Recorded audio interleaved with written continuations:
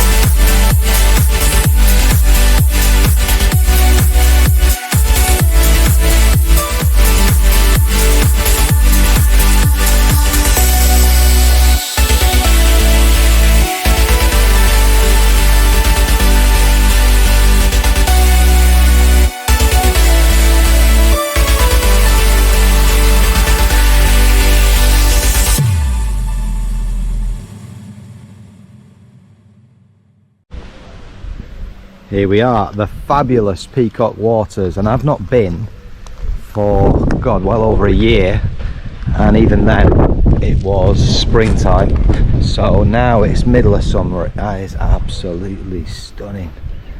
It's not a commercial, it's very, very deep, it's 25 foot, full of carp, full of bream, water's very low, as you can see, lack of rain, but I think if we fish towards the shadows, so towards some overhanging trees, etc., with a waggler, then we can get some silvers, because that's what I'm looking for, a bit of variety. Last few days well, been fantastic at Rookery, they really have, and you know, really enjoyed the festival, but it has been all F1s and carp.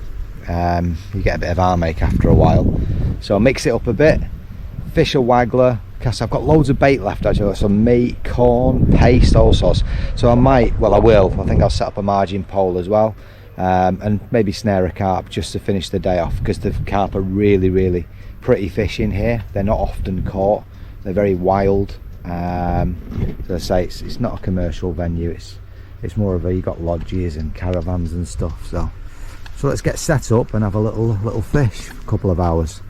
Good thing here as well, you can use a keep net for the silvers, but no carp, so hopefully we'll get a little catch shot towards the end. So let's get fishing. Right then, here's the peg choice. Fished this peg a few years ago one winter, and the way that it sort of works is that to the left here it goes round into a bowl where it's shallower, and then as the lake goes down into this main bay, that's when it drops off to about 25 foot, probably about 22 foot. Looking at the water level, you can see how clear it is, the water. You can see my keep net down there, so very, very clear. So it's not a commercial venue, it's very, very deep. And look, bait, crikey, all the leftover stuff from the festival, so casters, some tutti frutti corn, scabby old dead reds, a couple of worms. I've just bought them maggots there fresh. Down here, bit of old paste, some meat left over as well from yesterday, it's been in the fridge. So I think what I'll do is fish the waggler towards them rushes over there. I'll talk you through the setup later, and then down towards this bush just as the colour starts, so away from the clear water. I'll just fish a little margin kit down there later on, see if we can't snare ourselves one of these pretty fish that are in here. But yeah, it's a really interesting water, is Peacock. All sorts in here, chubs, silvers, skimmers, roach, big perch, loads of carp. So let's get fishing, see what happens.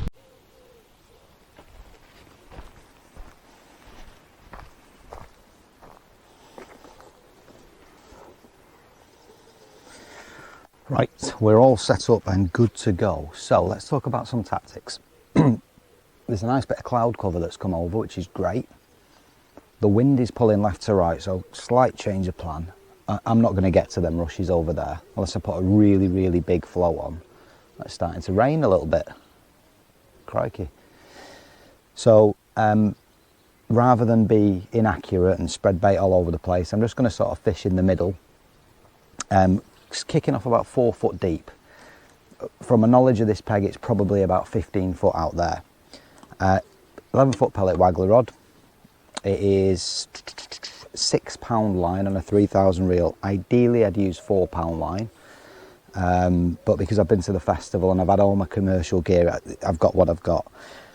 That is a 4 gram Drennan Visiwag, and what I like about those floats is that there's the different colours on the tip, so you can see when you shot register it's locked in place with 2 number 1s. It's on a Waggler adapter, so I can change the float if I need to. And just down the line I've got 3 number 10 shot, just nice and tidy, equally spaced, just to give a nice slow fall. A 12-inch hook length, the usual, pre-tied. It's a Drennan Carp Maggot, and it's 0.14, 3.5 pound in old money, and that's a 16 hook. Could be a little bit big. I don't think the fish are going to be too shy, and it does give me a chance if I do hook anything decent up in the water. What I'm going to do, so tactics wise, is I'm going to feed maggots first, these nice fresh maggots that I bought this morning, red and bronze, just to get a bit of competition in the peg. So get some little rudd and roach and bits and pieces, and then when the stamp gets a little bit bigger I'll change over to casters, and hopefully that should get a better stamp of fish competing. I've just noticed my line's trapped there as I've set my rod up, so I'll just fix that. There we go. So the general tactics is probably a dozen maggots or so. So in the middle, maybe 3/4 between the peg and those rushes across, which are probably about 25 metres. And it's going to be a busy method, just like pellet Waggler fishing, for those that enjoy doing that. We've got to be casting regular. So I'll kick off with a single red maggot on this red hook, and just show you how I fish it. Everybody does it different, of course, but for me, when we're casting out, you know, punch it nice and smooth and feather the line. So what I mean by that is trap the line with your finger so your bait travels past your float and it all falls in a nice straight line. Then dip the tip of the rod under the surface and whip it up quick, and that helps us sink the line. And now what we'll see is as those number 10 shots register, you'll see yellow, then there's a little black tip, then it's yellow again, and then it goes down to the orange. Those 3 number 10s take it perfectly down. There's a bite. Missed that because I was feeding. Oh no, it's on. Very small fish. Great start. What have we got? A little hybrid. Brilliant. So, as I say, we can put silvers in the net here. So that's a brilliant start. I'll try that one again. So just a single red maggot.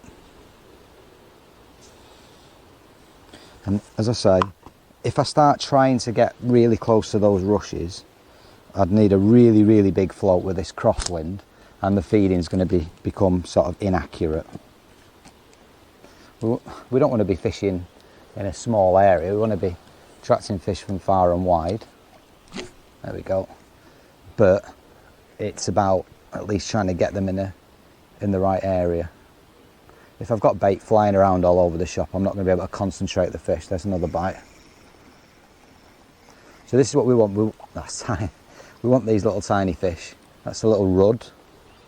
We want these little tiny fish to start competing. Let's add it down it. And I don't think I'm going to get them swirling or boiling here in this depth of water. So I started at 4 foot-ish, and I can come shallower, I can go deeper, but we'll just see how it goes, and then swap over from these maggots to the caster.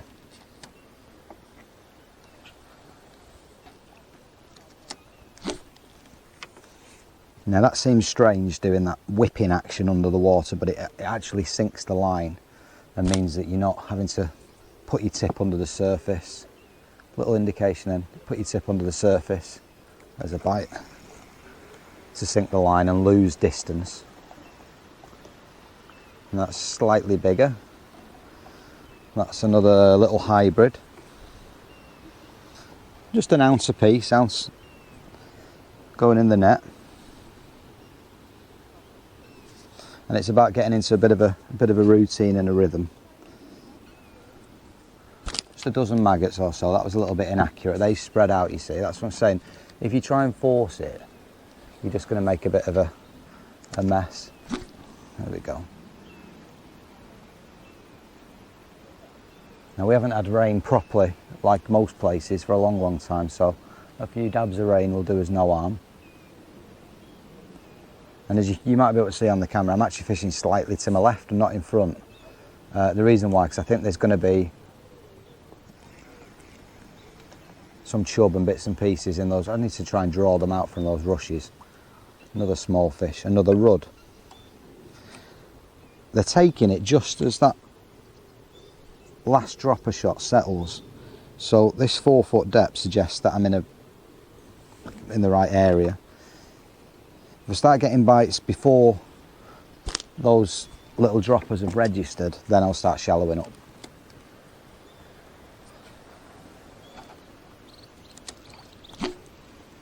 There we go. As I say, it's just about getting into a routine. So the droppers are going down onto the second yellow and it's gone. That took it way before the last dropper hit, so they could be coming shallower already. And normally, that's a slightly better roach. In fact, that's a lovely roach. It's got a little mark on it. Normally, the shallower we can catch these fish, the bigger they will be. But we'll continue with this 4 foot depth for a little while. I have set up the margin pole. Oh, forgot to feed. That's an error. Always feed first and cast into the loose feed. I have set up a margin pole, just 4 sections. I've found about, it's pretty deep to be fair. I'll go through the rig later if I use it. It's probably 5 foot plus, just about a metre from the bank. I might not even get to it if I'm having too much fun catching silvers, which is what my plan is today. You see, that didn't work because I didn't feed first. So, dozen maggots, don't force it, try and keep them in a reasonable area. And then feather the line. In an ideal world, I'd be fishing 4 pound line and I'd be fishing a 13 foot rod. But let's keep going, see how we continue, and then we'll come back later. Okay, slight change of angle because hopefully you can see a little bit better what's going on out there. Been fishing about half an hour, sun's come out now, wind's dropped ever so slightly, but it's still a little bit up and down, but the fishing's changed. So what's happening now is I've taken a foot off the line because the bites are pretty instant. The fish are coming up in the water, they're competing, which is what we're trying to achieve. So this now means a slight change in feeding. Not the caster yet, but what it does mean is we're going to cast first and then feed. And by the time I've fed, I should get a bite. Still small fish, small rudd and roach and little hybrids, there we go. So it's just changing it round a little bit. You can see I'm fishing that little bit shallower as well. So before I started off feeding first and casting into it and trying to get bait to go through loose feed. So what I'm trying to do is get that float out there as quick as I can, sink the line to avoid the ripple, and then as that float's starting to settle, it's already gone. Oh, and this feels a bit better. Let's have a look what we got here. This might be the first time I get to use my landing net handle. Okay, this feels like a bit perchy. Nice, a lot snags down, so I need to be careful. It's not going to be a big fish, but it's a lot. Ah, now then, look at that for a roach, crikey. Now that might signal. That is a stunning roach. Just take the hook out. That, beautiful. That might now signal a change to feeding caster. If we're going to start getting stamped fish like that, then we might well need a little change. So let's repeat that process again. But this is, you know, you have to adapt. It might be that I start feeding and then casting into it again, but for now I believe that wind's kicked again, but it's changed behind my back. Cast out first, sink the line. If you're organised with your catapult, dozen maggots over the top or in that general area. We're fishing in a sort of a 3 metre square area, and there's the bite. Ooh, missed it.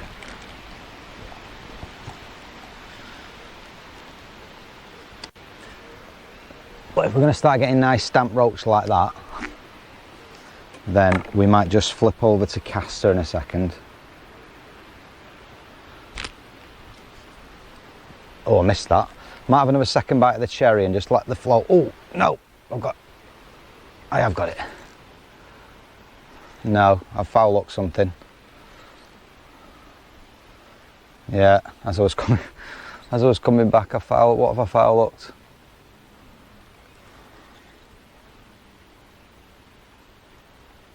Is it foul looked? No, it's not. It's in the mouth. It's a bream.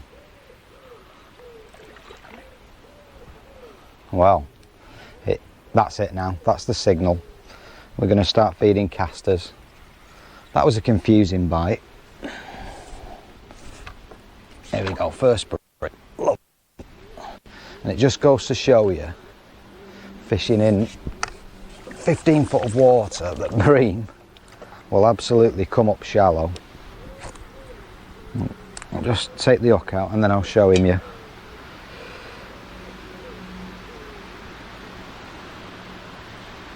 And there we go. A classic Peacock Waters bream. You normally catch them on the bottom, but by fishing like this you can catch them too. So that's it now. What we're going to do, I just need to work out the feeding, whether to feed first, double pouch, cut down on the feed, increase the feed, I'm not sure, but with casters. And I just want to see what's going to happen with this wind. Always get all that snot, all that slime off the line, very important. You won't get a bite if you leave that on.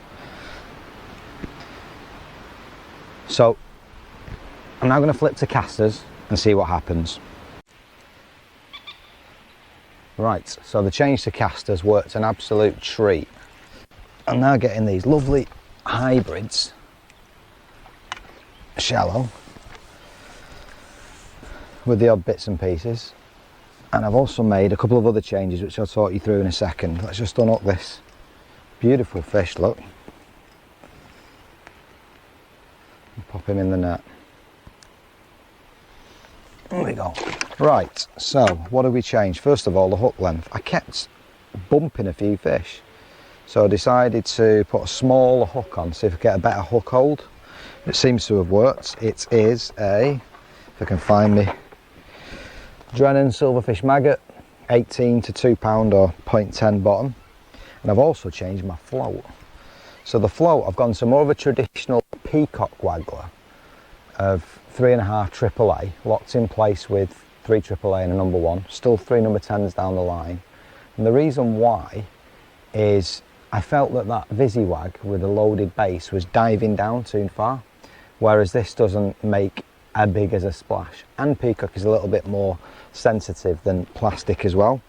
So, you know, it seems to be making a difference. The only thing I'm missing are those different colours at the top where I can see those shot register. We're sort of mixing up the feeding in terms of casting first, then feeding. You'll also notice where I cast is nowhere near where I started. I'm actually bringing them in a little bit closer now, which obviously means I can catch quicker. I'm sort of on line with a peg across, and I'm sort of in that, still in that 3 metre square zone, so I'm not feeding hugely accurate, just in the roundabout area. And I said before, I don't think I'll get them boiling today. There has actually been the odd swirl, so these silvers are really coming up now. I'm fishing at about 2.5 foot. Let's have a look actually, maybe 3. Yeah, no, it's about 2.5 foot now we're fishing. Maybe 3 foot, yeah. Nice evenly spaced number 10s down the line. And we're mixing it up in terms of the feeding. We can feed first, we can feed afterwards. It just depends how it's going. It seems to be like 5-minute spells. So like that time was ideal. A little perch. So again, we'll just continue with this new tactic, if you like, with a new float and a lighter hook length. Take it from there. We've been fishing about probably an hour and a half, and the session's getting better and better. So this is what we want. Lovely hybrids. I lost another bream as well, which is why I changed my hook length. So we'll just continue to keep putting fish in the net, and as it starts getting towards the witching hour, we'll put some more bait down towards this tree and think about looking for a big bonus fish as well.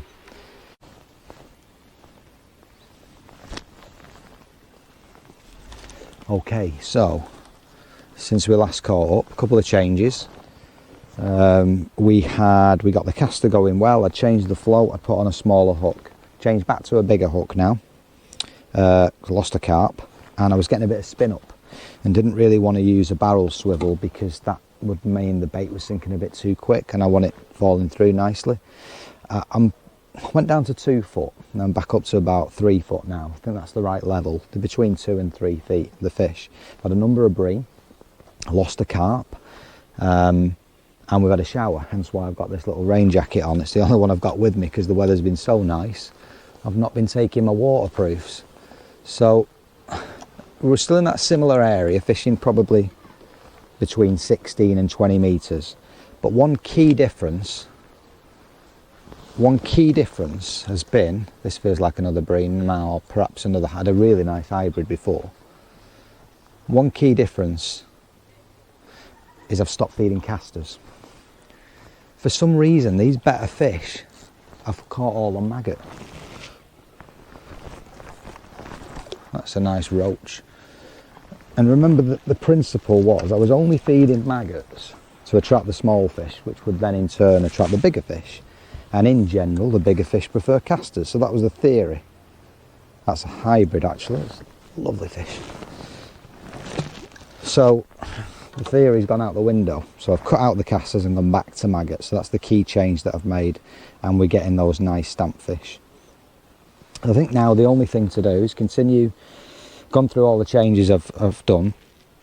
I've been fishing for about 2.5 hours, maybe 3, and I think the only thing now to cover off is keep putting fish in the net. We'll do a catch shot and have a little look down that margin pole probably in another hour or so. I don't expect that to yield anything, but if it does, I'll put the camera back on and see if we can't get ourselves something down the edge. But the carp are still on the surface at the minute. I don't think they've come in yet. Perhaps in about an hour or so they will. Another fish. So we've had loads of rudd, roach, perch, a number of bream, 3 or 4 decent bream so far. Some nice hybrids as well. That was a little skimmer. So I'll continue to keep putting fish in the net. We'll get a catch shot, and if we do have a little dabble in any action down the margin, we'll pop the camera back on as well. So hopefully that was a good overview of fishing this Waggler for silvers on one of these natural waters. Well, there we go, a glorious day doing some simple Waggler tactics, maggot and cast here at Peacock Waters. We did have a look on pace down the edge. I did hook and lose a carp, and we managed to bream, but that was by the by. Today was all about, all about these silverfish. And as you can see, a very busy day. 4 or 5 good breams, some really nice hybrids, some lovely roach, plenty of rudd, probably 30 plus pound there in a few hours fishing. So cheers for watching, hopefully you got a few tips.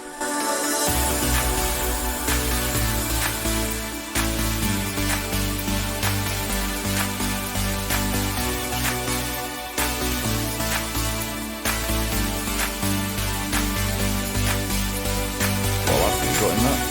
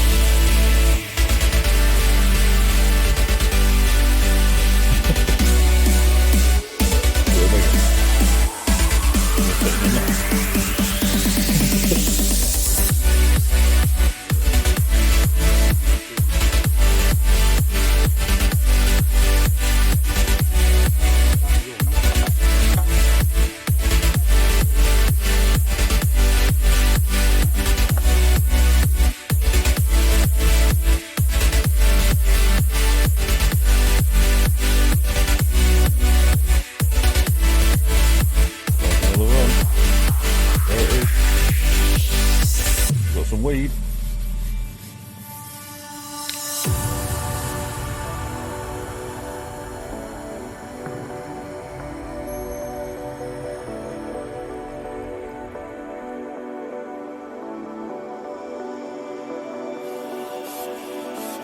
I did tell you got some weed.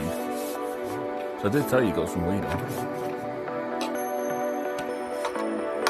It's off. It's off. The weed's off.